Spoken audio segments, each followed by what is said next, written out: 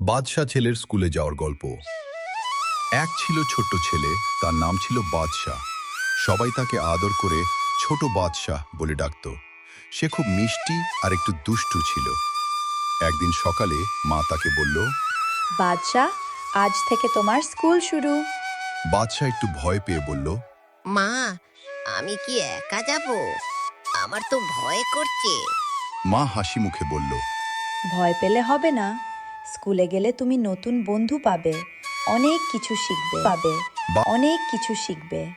বাদশাহ একটু সাহস করে স্কুল ড্রেস পরে নিল। তার ছোট ব্যাগটা কাঁধে ঝুলিয়ে বাবার হাত ধরে স্কুলে রওনা দিল। স্কুলে গিয়ে প্রথমে সে একটু চুপচাপ ছিল, কিন্তু কিছুক্ষণ পর এক ছেলে এসে বলল,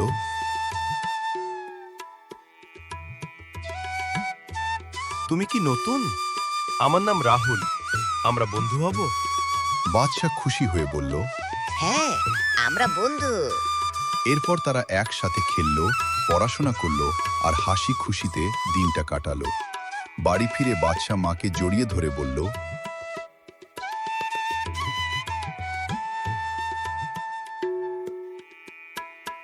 আজ আমার খুব ভালো লেগেছে। আমি কাল আবার স্কুলে যাব। মা হাসতে হাসতে বলল, দেখলে, ভয় পাওয়ার কিছুই ছিল না। শিক্ষা, নতুন কিছু শুরু করতে ভয় লাগলেও সাহস করে এগিয়ে গেলে সবকিছুই সহজ আর আনন্দময় হয়ে যায়।